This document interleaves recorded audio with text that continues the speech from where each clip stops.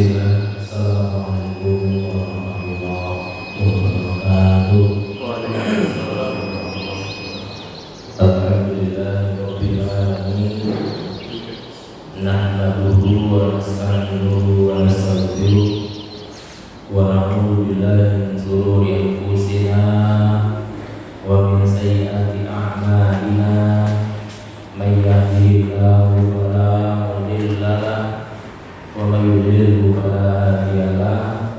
Asyhadu an la ilaha illallah wa asyhadu anna Muhammadan abduhu wa rasuluh alladzi la nabiyya ba'dah. Usikum wa iyyakum bi taqwallah faqad fazal muttaqun. Ya ayyuhallazina amanu taqullaha haqqa tuqatih wa la tamutunna illa wa antum muslimun. Bapak Ibu hadirin jamaah pengajian Jumat pagi BMT Fajar Al-Fajar, yang semoga kita semuanya dirahmati Allah. Kami semoga pertama kita bersyukur kepada Allah atas segala nikmat karunia-Nya, taufik hidayahnya. Dengan syukur yang kita rangkai, lisan kita memuji Allah. Alhamdulillahirabbil alamin. Alhamdulillahilladzi bi ni'matihi tatimmus shalihat. Hati kita meyakini semua nikmat hanya datang dari Allah. Dan yang ketiga, anggota badan kita menggunakan segala nikmat Allah untuk sarana taat. Tasarrufun nikmah li ta'ah, mentasarrufkan nikmat untuk taat. Nah, itu syukur itu tiga dirangkai: unsur lisan, unsur hati, unsur arkan, anggota badan. Yang kedua, salawat beriringkan salam mudah-mudahan tercurah kepada junjungan kita Nabi Agung, Nabi besar, Nabi pilihan, Habibina wa Sayyidina Muhammadin sallallahu alaihi wasallam, beserta para sahabat, ahli keluarganya semuanya, umatnya yang senantiasa mengikuti jalan risalah, jalan sunnahnya dengan ihsan. Mudah-mudahan kita diberikan kesabaran oleh Allah dalam mengikuti risalah Rasul, mengikuti menapaki sunnah Rasul di akhir zaman yang penuh fitnah ini. Istiqomah semampu kita sampai akhir hayat. Wa'bud rabbaka hatta ya'tiyakal yakin, dan ibadahilah Rabbmu Allah, dan sembahlah Rabbmu Allah, dan taatilah Rabbmu Allah hatta ya'tiyakal yakin, sampai datang keyakinan. Apa itu keyakinan? Keyakinan yang dimaksud oleh Allah adalah al-maut, sampai datang mati. Maknanya istiqomah. Jamaah sekalian, kajian kita di pagi yang mulia, hari Jumat yang mulia ini, hari Id mingguan bagi orang Islam, orang mukmin. Kita hari Id nanti akan sholat Id, Idul Usbu'i, hari raya mingguan.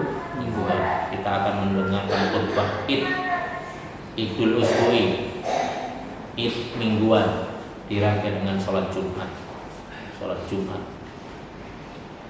Bagi khusus yang laki-laki dewasa yang wajib, ya, tidak terhalang oleh halangan syar'i, sakit, safar, hujan, keamanan yang tidak memungkinkan kalau dia keluar untuk sholat Jumat, atau orang yang hilang akal. Hilang akal itu termasuk ketiduran, gila, dan lain sebagainya, mabok. Nah, jemaah sekalian, kajian kita di pagi yang mulia ini sampailah kita di bab yang ke-55, merambah pelan tapi pasti, walaupun kita setiap judul tidak baca semua dalil-dalil hadisnya, karena banyak sekali setiap judul itu bisa ditampilkan sampai sekian puluh hadis oleh Imam Nawawi. Sebetulnya kalau kita rambah, kita baca semuanya itu lebih baik. Ini lebih baik karena setiap hadis itu ada fadilah-fadilahnya. Ya. Nah, sampai bab yang ke-55 ini, beliau Imam An-Nawawi rahimahullah mencantumkan judul keutamaan zuhud di dunia dan anjuran untuk mengambil sedikit dunia dan keutamaan fakir. Coba kita renungkan judulnya dan kita renungkan, kita bayangkan sedikit, kita bayangkan judulnya yang diambil judul ini oleh Imam Nawawi, keutamaan zuhud. Satu kan? Apa itu zuhud? Nanti kita kaji. Keutamaan zuhud di dunia. Satu, anjuran mengambil sedikit dunia. Dua kan? Yang ketiga, keutamaan fakir. Ya Allah, jangan salah memahami judul ya, makanya perlu dikaji. Keutamaan zuhud sedikit ambil sedikit ya. Perintah atau anjuran mengambil sedikit dunia. Keutamaan fakir. Apa itu fakir? Fakir itu di bawah miskin. Nah, ini jangan berhenti sampai sini terus pulang ya nanti. Oh, Islam itu menganjurkan kita fakir kan ini, ini salah paham lagi nih. Gak boleh kaya kita nih. Nah, ini kesimpulannya keliru, ngajinya gak sempurna kan? Menimbulkan sendiri. Nah, Bapak Ibu rahimahullah, satu bab ini ada 3 judul sebetulnya. Judul pertama, keutamaan zuhud. Judul kedua, anjuran untuk mengambil dunia itu sedikit. Maknanya bukan agar mengambil dunia untuk dianya itu, untuk pribadinya itu. Jangan cangok-cangok ya. Bukan nggak boleh kaya loh. Boleh kita memiliki dunia sebanyak-banyaknya. Para sahabat banyak yang kaya raya. Untuk apa? Untuk menjadi perantara fadilah Allah, kekayaan yang Allah titipkan kepadanya untuk amal soleh. Jadi dunia yang untuk dirinya itu sedikit, gak mentang-mentang kaya kemudian dia cangok, rakus. Dia pakai dunia itu sepuas-puasnya, dia pakai untuk yang apa namanya, yang elit-elit, yang mahal-mahal untuk kepuasan kehidupan dunia, pribadinya, keluarganya. Nah, ini kan ada kaitan dengan zuhud tadi.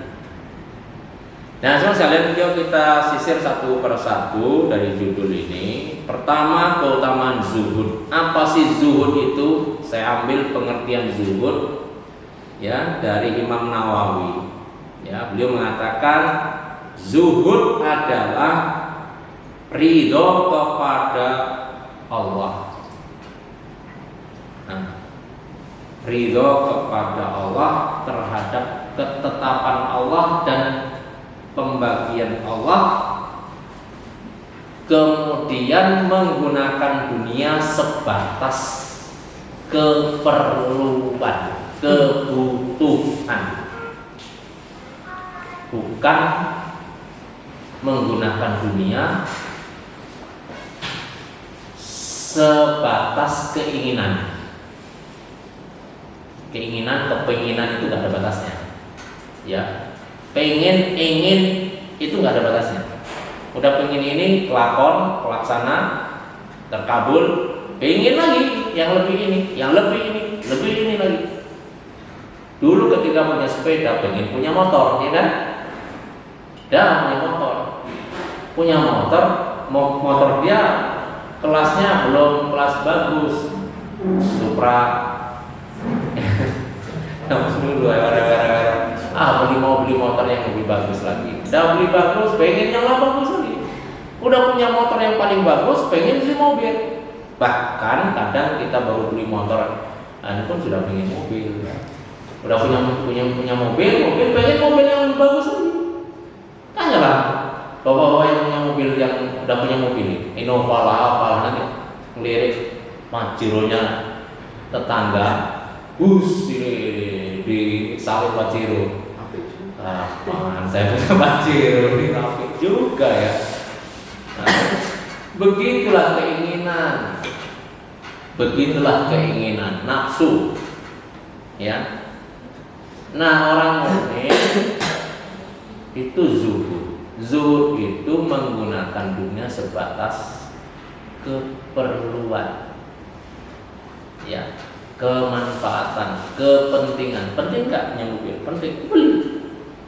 Mobilnya kurang bagus nggak? Kurang bagus, beli yang bagus. Ada juga yang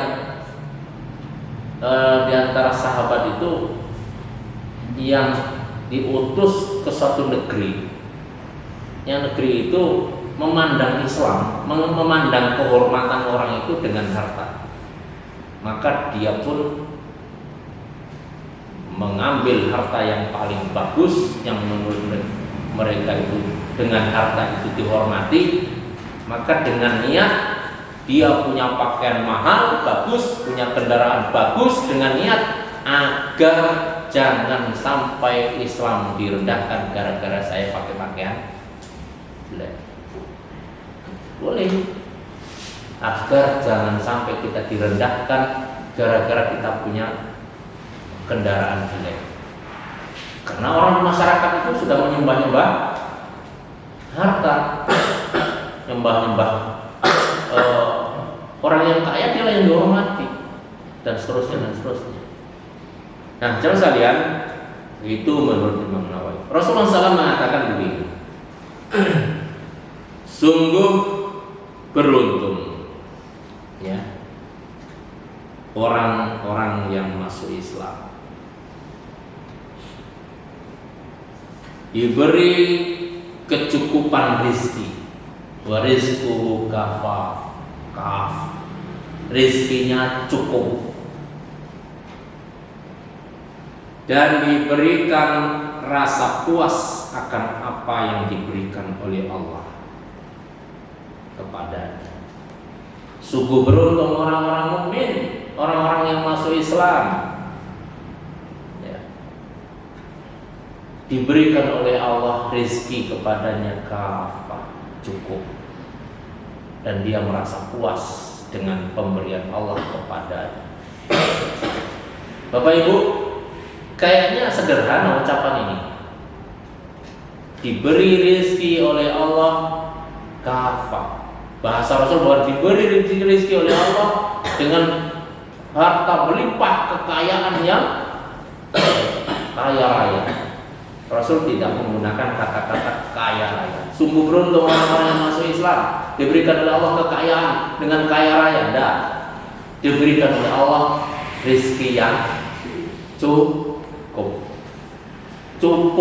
rezeki cukup untuk makan, cukup untuk bangun rumah, cukup untuk biaya anak sekolah, cukup untuk berangkat haji, cukup untuk keperluan kepentingan samu urip, samu ibadah kepada Allah.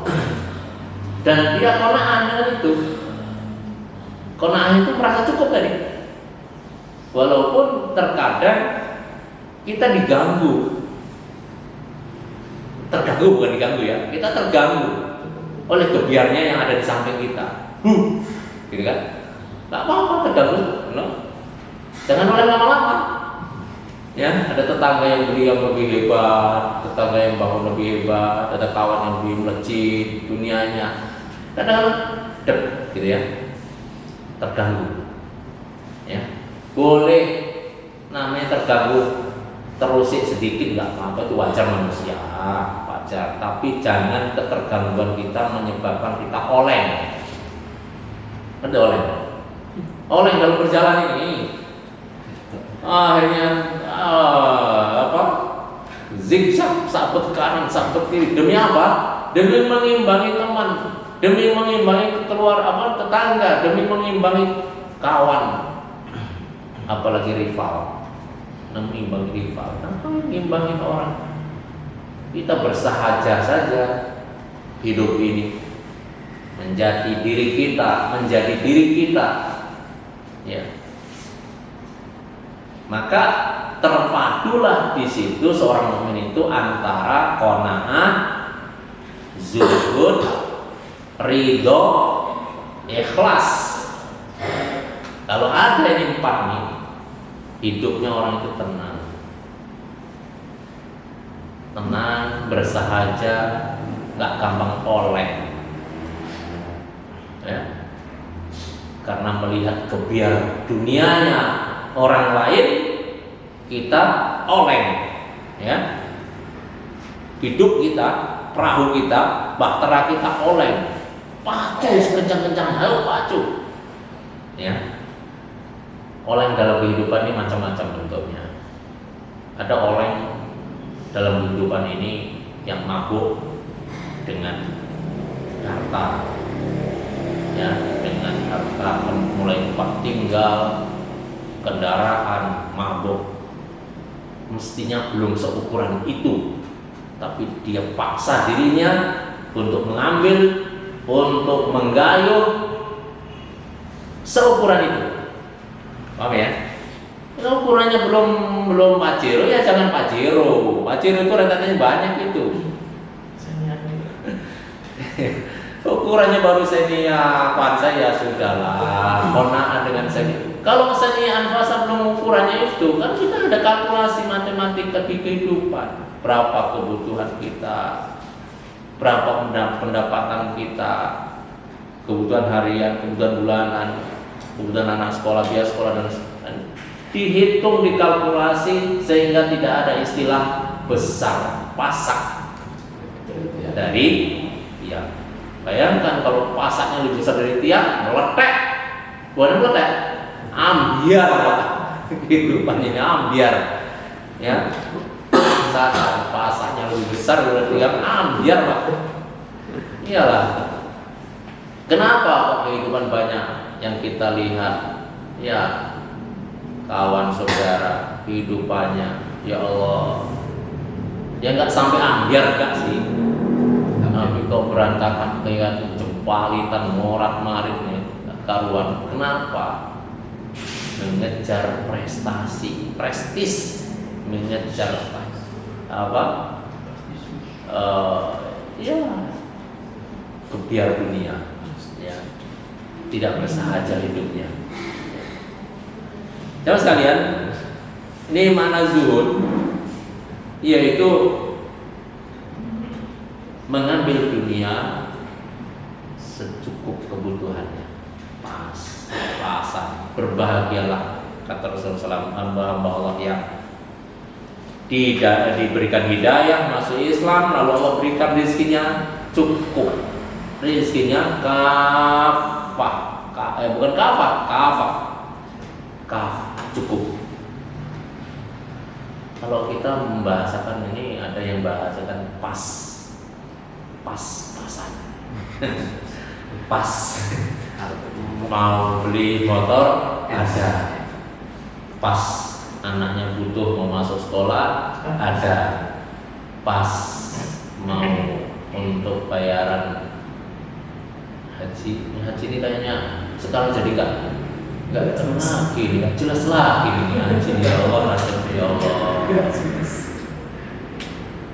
Udah antriannya panjang, kemudian kondisi global tentang COVID ini, apalagi datang lagi induknya lagi Omikronnya, induknya datang pula lagi, ini nggak jelas lagi, ya Allah.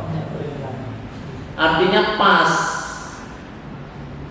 tapi yakinlah Bapak Ibu bahwa Allah itu menyimpan rezeki kita di langit. Wa rizqukum fis sama. Kita suruh menyambut. Ada 2 rezeki. Rezeki yang sudah tetap pasti, kita nggak cari, dia datang sendiri. Ya. Dan ada rezeki yang harus kita sambut. kita harus memasang perangkat alat untuk menyogrok buah yang masih gantung di pohon. Itu rezeki kita. Siapa yang bisa pandai memanjat pohon itu dan menciptakan alat-alat untuk menggapai buah-buah yang ada di pohon itu, dia yang paling dapat banyak. Punya keberanian mengikuti aturan main bagaimana manjat pohon itu, ya, dan seterusnya. Tapi ada rezeki yang memang sudah jatuh, tinggal ngambilin aja. Jatuhnya plek ke kita, ya, nggak langsung dari langit, nggak. Jatuh itu bisa lewat orang, nganter kita, banyak macam caranya. Nah, rezeki yang nomor pertama yang sudah menjadi jatah kita nggak kejar aja, dia akan datang. Itu rezeki yang hanya sekedar untuk cukup hidup kita. Sungguh tidak akan mati seorang hamba kecuali telah disempurnakan rezekinya bagi dia. Jadi kalau mati udah habis rezekinya. Kalau belum habis rezekinya, tidak akan mati orang itu. Ada kisah seorang yang sakit,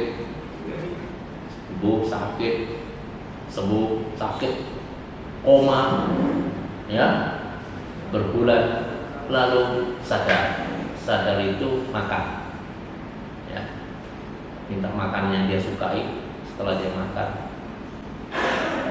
meninggal. Apa kata ulama? Ini sebagai tanda bukti bahwa seorang itu kalau rezekinya belum habis. Inilah rezeki terakhir dari suapan terakhir dia itu, yang kemudian setelah itu disempurnakan oleh rezekinya. Meninggal dia.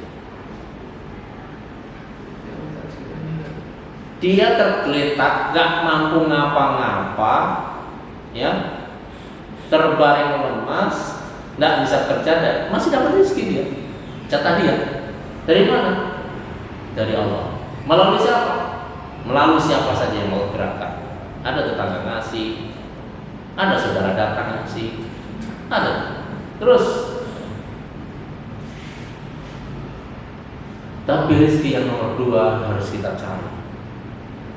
Yang mana dengan rezeki yang model nomor 2 itu bisa kita mempunyai kelebihan fadilah-fadilah, bisa untuk amal, bisa untuk sedekah, bisa untuk lebih dan lain sebagainya. Ini kalau bahasa saya seperti itu. Sehingga kita dalam hidup ini harus bekerja keras untuk mendapatkan rezeki yang lebih dari sekedar rezeki yang ditetapkan oleh Allah, yang mana kalau kita tidak kejar, dia akan mengejar. Jadi teman sekalian, itu makna zuhud. Imam Ali bin Abi Thalib dia mengatakan begini.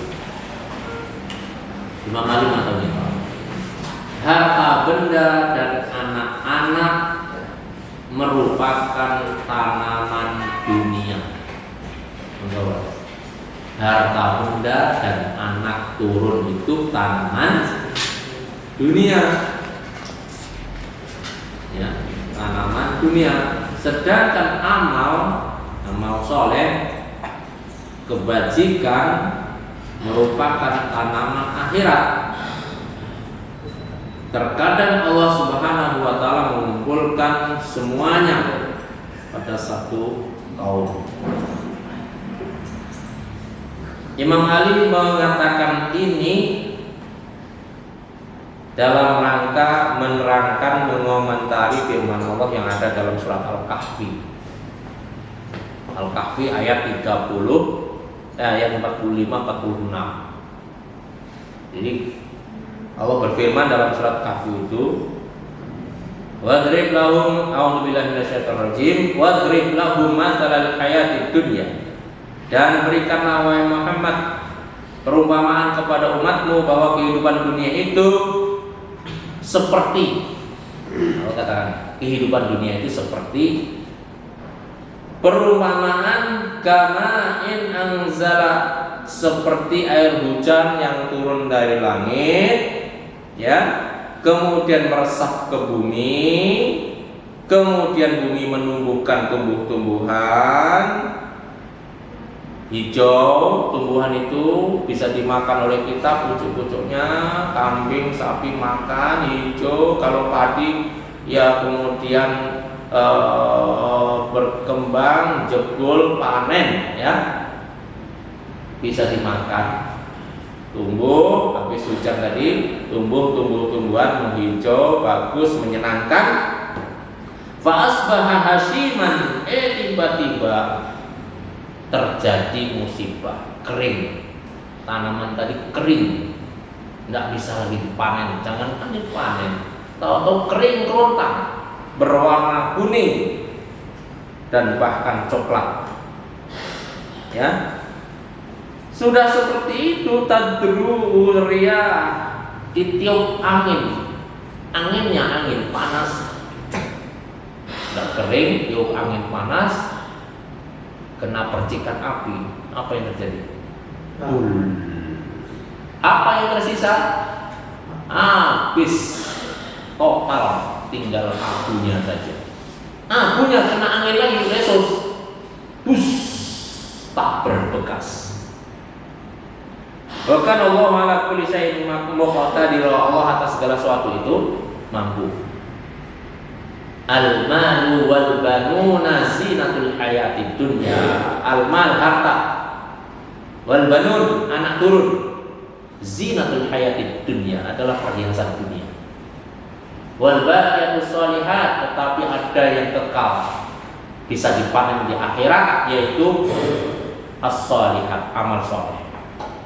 Bakok, amal soleh itu bakok kekal, tidak bakal rusak kalau kita simpan dengan ikhlas, dibingkai dengan keikhlasan. Nah, apa yang Allah contohkan tentang kehidupan dunia dalam ayat ini? Dunia itu singkat, cepat, sirna, gampang lenyap. Mas sampean, mas siapa namanya mas? Mas Denny. Denny. Umur berapa? 30. Perasaan sampean kemarin SMP itu baru kemarin ya? Iya, iya. Perasaan ini kan baru kemarin ya, SMP, SMA baru kemarin. Jangan dikira saya itu perasaan udah tua. Enggak, perasaan saya masih muda aja. Perasaan, ya, perasaan masih muda.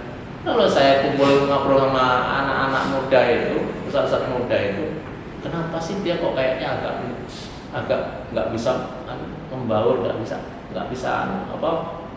Oh iya, saya udah tua jauh sekali. Baru sadar gitu kadang-kadang kan. Oh iya, dia anak muda, susah anak kita. Tapi karena dia guru juga, perasaannya kawan aja sebaya. Pikir saya sebaya, pikir saya kadang-kadang nggak sadar. Oh iya. Nah itulah dunia. Nanti mas 30, 40, 50, 60 hilang, berganti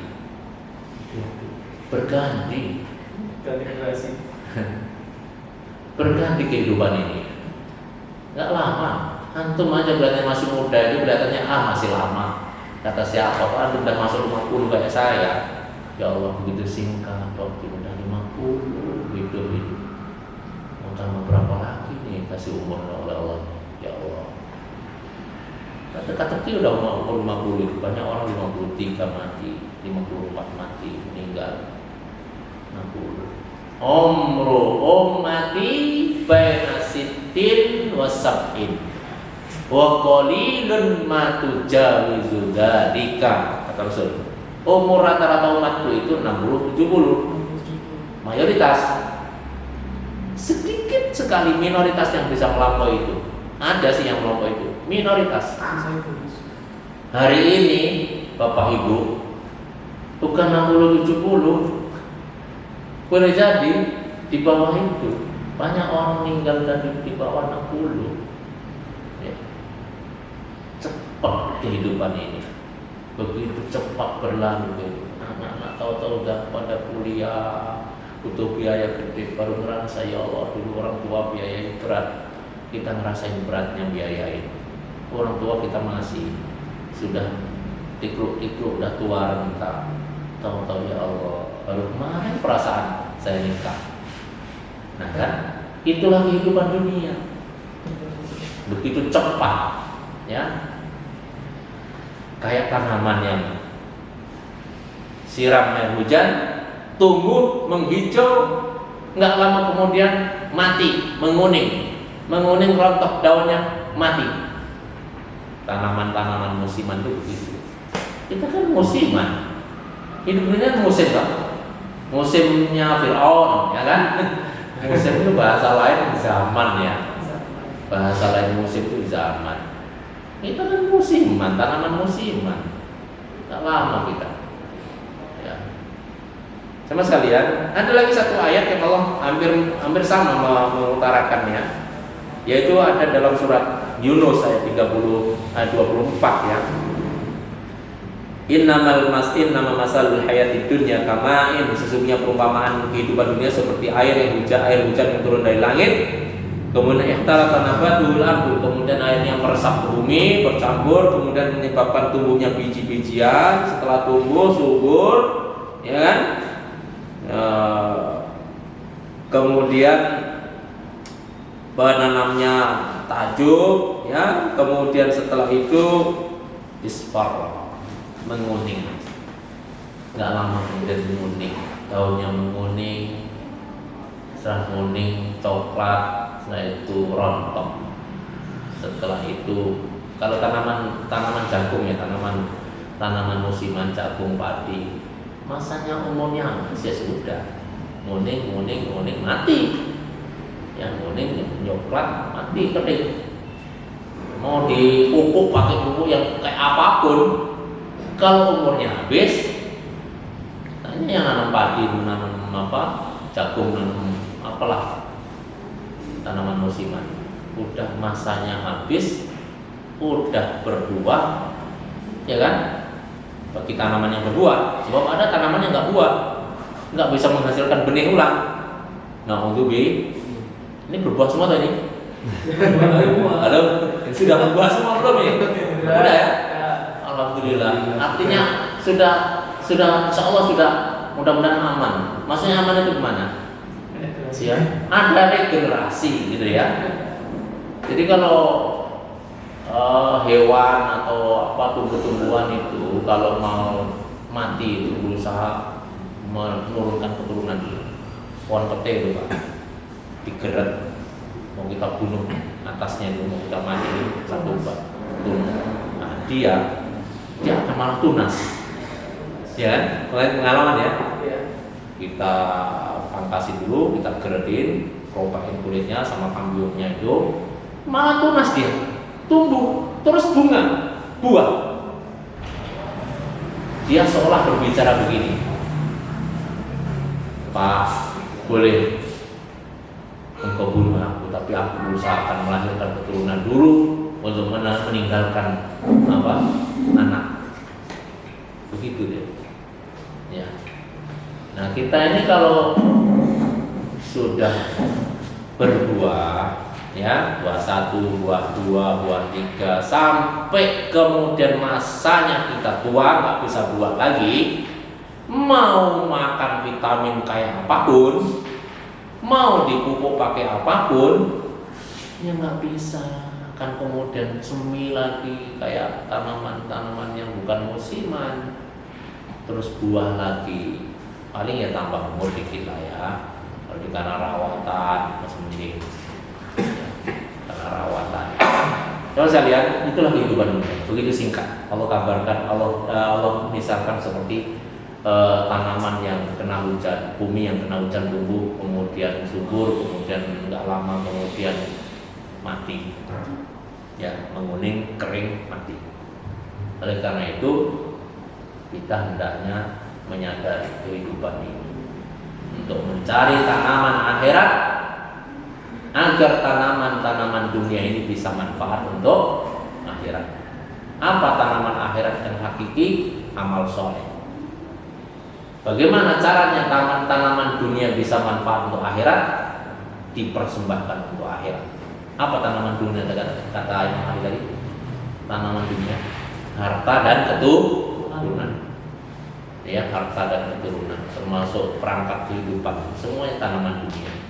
Gimana caranya tanaman dunia ini bisa manfaat ke akhirat? Ya kita tasarufkan, kita belanjakan, kita arahkan supaya ada manfaat di akhirat. Dan sekalian, ini baru pembuka ya tentang materi zuhud. Ya, nanti kita sambung di lain kesempatan yang akan datang, masih berkaitan zuhud. Judulnya zuhud, keutamaan zuhud, anjuran mengambil dunia sedikit. Ya, ini juga belum dibahas ini, kan? Dan keutamaan fakir. Keutamaan fakir. Nanti ada keutamaan kaya. Ya, mana yang lebih utama, lebih afdal? Kaya bersyukur, miskin sabar. Ini para ulama menjadikan satu kajian ini. Mana yang lebih afdal? Miskin, fakir, sabar, kaya, syukur. Nanti pilih mana? Kaya syukur lah ya. Pastinya kaya yang syukur. Nah, nanti kita kaji juga syukur itu apa maknanya. Oh, ada kalimat kaya tapi syukur, bagus. Miskin apa? Sabar, bagus. Ini yang susah, wis miskin, nggak sabar, kasih kaya, nggak syukur. Nah, inilah ya. Syukur nanti kita kaji apa itu syukur, kaitan kaya kok harusnya syukur. Demikian Bapak Ibu rahmatullah, kajian kita pada pagi hari ini mudah-mudahan bermanfaat. Kita duduk dengan doa kepada majelis.